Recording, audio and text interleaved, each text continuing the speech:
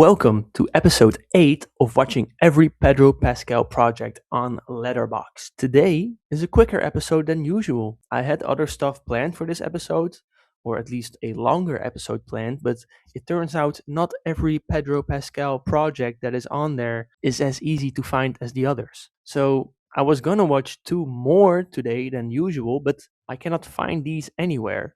And the projects that I'm talking about are Earth versus the Spider from 2001, I think, and Burning Bridges, which is actually his very first, it's a short film, but ever.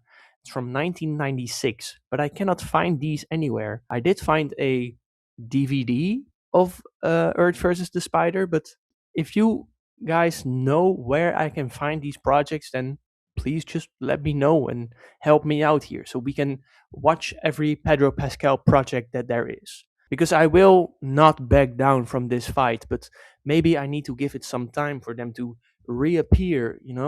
They can surface again on the internet. And I already know about the Dornish Queen website, so big shout out to Dornish Queen. It helps out a bunch. Now, I still want to talk about three projects today, and it will be quicker episodes since two out of three are short films because I had it planned that there were three short films and two actual movies. So it would have been an okay length episode, but that didn't go as planned. Also, spoilers ahead, and let's get started with Iris. Iris is a short film that came out in 2009. It's about Iris, obviously, who has some treasure that she found in her garden. But Pedro, or should I say Billy, is there to either steal or take it back. He breaks her flower pot, which had some begonias. Not the Emma Stone begonias, but actual flowers. He then gets into her house, even though he has been acting creepy the entire time. He does get water from her, and the glass that he drinks from is the same one that I have at my job. I knew we were connected in a way. I knew it. Anyway, Iris hears some noise outside. She has a knife in her pocket for some reason. Pedro comes back at night and finds a way into her house, where he steals the case with money. But then the neighbor comes in for some reason, and Iris smacks Billy on the head with a shovel. The first time just knocks him out, but the second time we hear a splat of some sorts, which also cuts to Iris burying something and saying he is gone. So I guess that this is a death count. So Billy died. Can't really say much else about this. I found it on YouTube and it was actually 9 minutes there, even though it says right here on Letterboxd that it's 15 minutes. So it did feel like a complete story. So I don't know if I missed something. Look, it's all very cliche. Iris even says the line, "Where did you say you were from again?" And it's all just very dumb. The director Maya Anand never made anything else, so even she was done with, making movies after it, which I understand. I'll just give it 2 stars and I'll put it in the number 19 spot, I guess, for all projects that I've seen. And Billy will go to the C tier. He wasn't annoying, at least, and the story was about him, so it wasn't just 5 seconds of Pedro Pascal we got this time, so it counts for something. And for that wall behind me, where I draw stuff that can remind us of how great Pedro Pascal is, actually. For this project, I will draw the begonias, I guess, yeah. Just some other flowers than the ones we got from Materialists. It's just a short movie, but we have two others to go through, so let's move on to House Comes with a Bird. This is another short film made for Miu Miu Woman's Tales, which are a bunch of short films made by and about women. Miu Miu is a, and I quote, high-end Italian luxury fashion brand. So I guess the clothes in the short film are also theirs. Letterboxd description says this about the short film. It's quintessentially late afternoon Californian sun. The eponymous house gently hosts a number of clipped social encounters. Each of these don't each of these denotes dynamics of power and race, gender and class. While it's a macaw that seems ostensibly and literally caged, Bravo's drama of manners suggests that every single one of us may not be quite as uncaged as we assume. Did anybody understand what I just said? Because I did not. Basically, people came look for this house to buy it, but when you buy the house, you also get the bird. Natasha Leone is also in this. She tells the girl that welcomes the guests that she should not eat in the house, but guess what she does? Egg.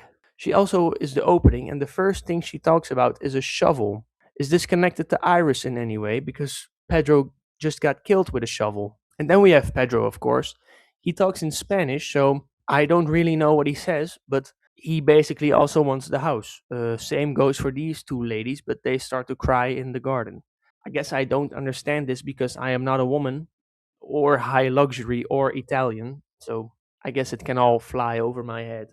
Oh yeah, Pedro is named Nico, but it's not ever mentioned.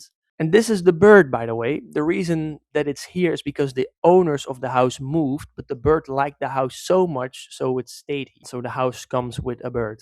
Not even the house, by the way, it's just house. House comes with a bird. Also, not just a bird, but also a turtle. But I guess he was not as important. Or maybe turtles are very common in this area and everybody has a turtle. For the wall, I will draw the bird, obviously.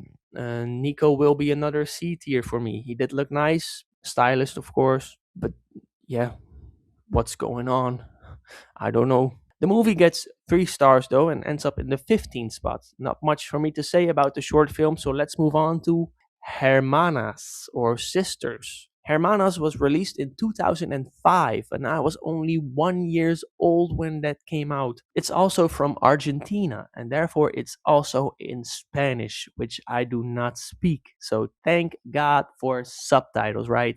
Argentinian sisters Elena and Natalia, who were separated, meet again in Texas 1984. This doesn't say a lot about the movie, but apparently they were some sort of terrorist group, or at least robbed butchers. And they shot some guy, and then one of the sisters told the cops the location of one of the men. And no, this is not Zac Efron.